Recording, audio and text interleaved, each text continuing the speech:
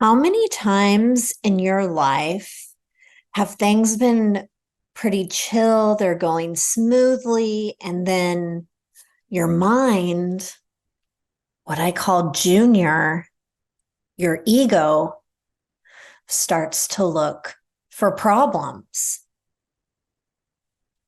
This is what we're going to talk about today, is how it can be difficult for junior to accept peace and to confuse peace with boredom.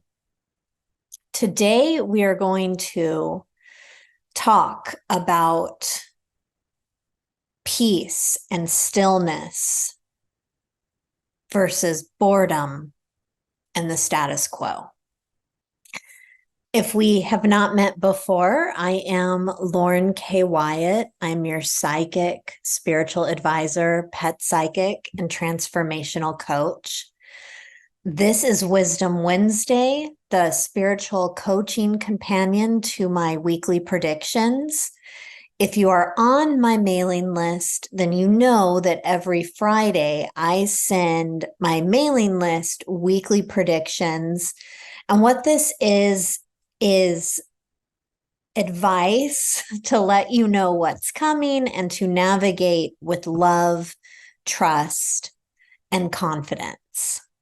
And I also have a daily list that goes out to select subscribers who refer their friends to my mailing list as well. So anyway, the weekly predictions talked about peace and how peace is here for you.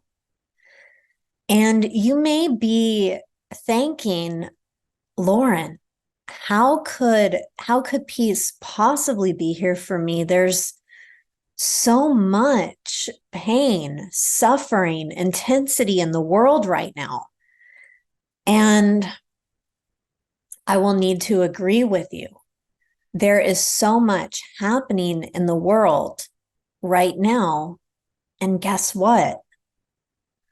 All of our inner drama that we can have as individuals contributes to that intensity.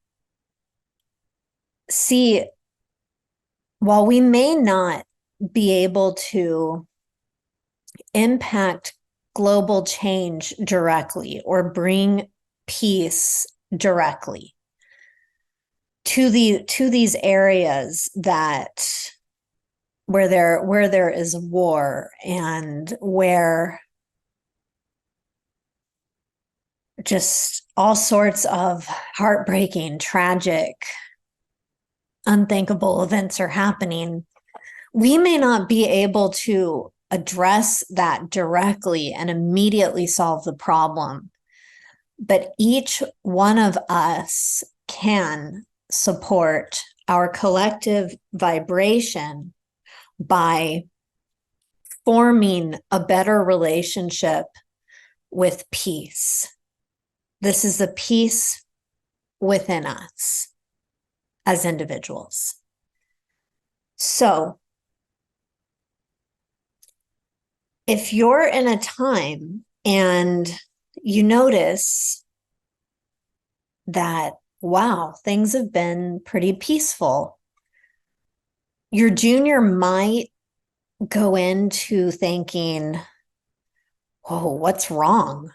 And may start looking for problems. And this is because we are conditioned to find problems. We have taught ourselves that it's not safe to be still. It's not safe to be peaceful and in acceptance of what something of what our current circumstances are. Instead, so many of us, we have this anxiety that it may not even be yours. You could be an empath and absorbing it from the collective and applying that to your life.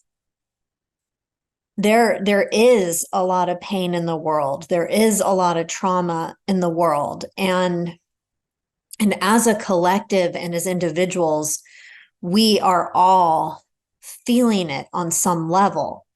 And when we have a week where, maybe nothing major happens, or maybe good things are happening, and your junior has this comfort zone of drama, of chaos, and constantly holding your breath and anticipating the bad things that can happen, or not trusting the good things that are happening, or not letting yourself rest.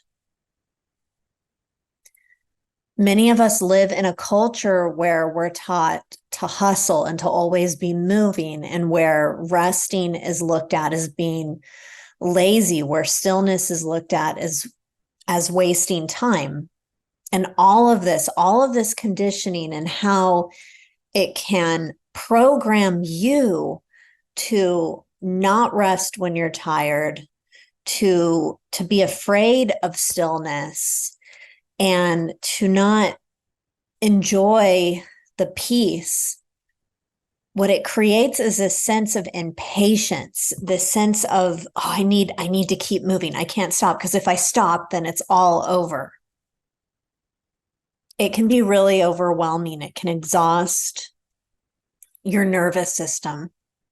So, what your spiritual coaching today is to examine your relationship with peace and how comfortable you feel being still. I would also like you to acknowledge that just because on the surface things don't appear to be happening, that does not mean that that's true. A lot of times, so much is happening underneath the surface. For instance, let's say that you met someone, you've had a couple dates with them, and that person doesn't respond immediately to your text messages. Or let's say you expected to hear back from a client or a friend about something, and it's quiet, it's silence. So many times our juniors can make things up about what's happening instead of checking in with what's happening here. Remember that your response or your opinion or how you feel about someone or something that happened, that is completely your own. It really has nothing to do with the other person. So back to that example on dating, if somebody doesn't respond to you quickly enough, why not focus your mind on something else? You can notice, hey, I'm obsessing about this, and you can put your mind to use elsewhere on a creative project. You can, I don't know, clean out your closet, whatever it is. There are other things that you can do instead of creating drama about what's happening. And is really what someone does or doesn't do, again, it's about them. It's not about you, but how you respond is about you. And about how on the surface it can appear like nothing's happening, but behind the scenes things are happening. Think of a seed that's planted and how it can take anywhere from a few days to sometimes even a few months for even a sprout to be seen through the soil. We don't take that personally. So why take everything else personally? We know that something's happening under the soil. We trust that. This is a universal law of gestation. And when we allow ourselves to be still, that's when we really get to notice the details. You can notice what your junior is obsessing about, where your mind wants to go, the drama that your mind and junior are trying to create. And you can just notice, and you can be at peace. Because there's nothing wrong. There's nothing wrong.